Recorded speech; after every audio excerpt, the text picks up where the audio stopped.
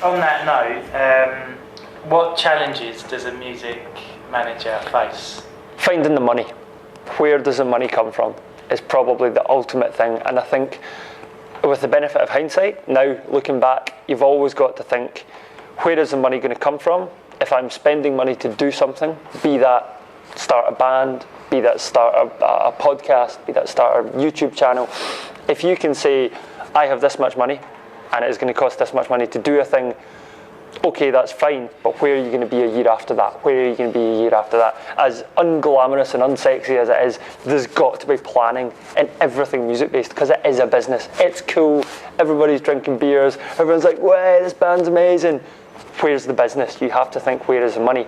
And if you can convince someone to believe in your idea, whether that is a project or a band or a singer, that's what you've got to be thinking of, as well as the cool, fun things going to festivals. Talking of hindsight, what mistakes have you made? Mistakes have I made? Well, recently I forwarded an email to someone which, about maybe 10 emails down in the chain, called them an incredibly rude word.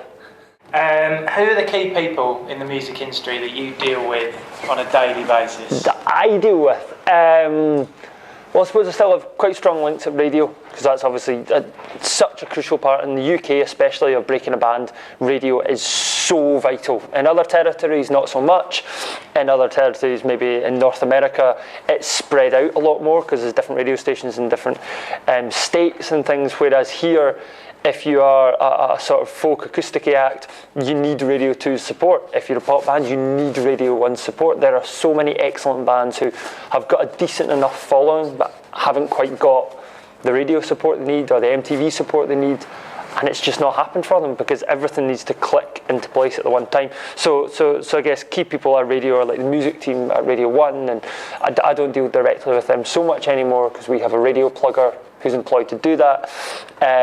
With Prides, there's a team at the record label, there's someone called a product manager, who now that the campaign has really started and we've released 2 singles, we've got 3 more to go, and then it'll be the album, he's the one who structures how it's going to be released and does the relations with iTunes and Spotify and the designers and all these different things that have to be pulled in, because that's a responsibility of the label to pay for, and it's my responsibility to liaise between him. He basically looks after the band with the label's interests at heart. I look after the band with the band's interests at heart as people. Speaking to other managers is a really important thing. If you're aspiring to get into management, it can look like it's a very competitive thing. You feel like you're against these other managers because they're going for the same things. But the advice and the knowledge you'll get from other managers is vital to doing that, because it could be easy to say that, if a band get a good agent, they'll get on that support tour and that festival and that support tour, but that's not true. It's about the relationships with the manager. Pride's managed to get on a great tour in the States with a band called Magic Man, who are doing really well over there, but nobody really knows them over here. So I know the manager well, and we had good conversations that he would take us out on the road there with the good faith that we would take them out on the road here when they need it.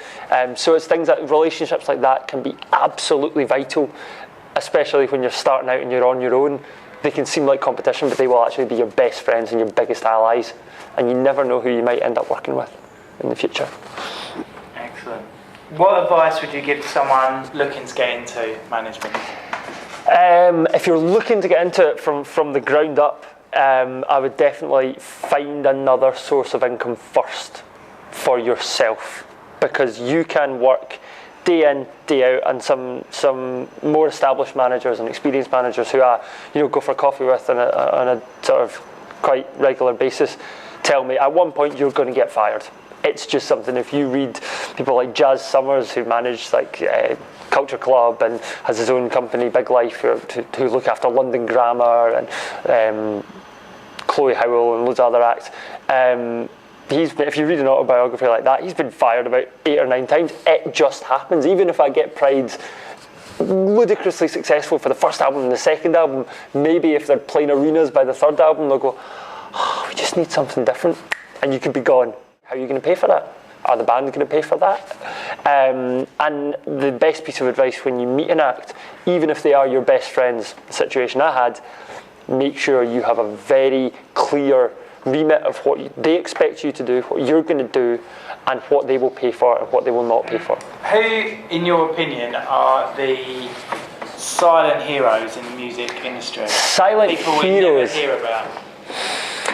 Maybe heroes is the wrong word, but people, I got a bit of a shock when I got into management how influential lawyers are in music. I'm not going to, loads of people would disagree, in fact everybody would probably disagree with me that I'm saying lawyers deserve a bit of recognition. But in terms of knowing the acts that are going to start blowing up, the good music lawyers go to music festivals and see bands when they're tiny and they offer them help, and if they're a good reputable lawyer who work for a big company, they'll probably offer free legal advice for maybe even years to these younger bands and help connect the dots, maybe introduce them to a manager, maybe introduce them to an A&R at a record label. And that blew my mind to see that I thought as a radio presenter I was on the newest bands all the time, and then when I met a couple of music lawyers I was like, they've been working with that band for they've not got a deal, they've not got a manager, but these guys are on it because they seem to be able to see the potential. And obviously if a record contract is then signed, they get the reward. That's business.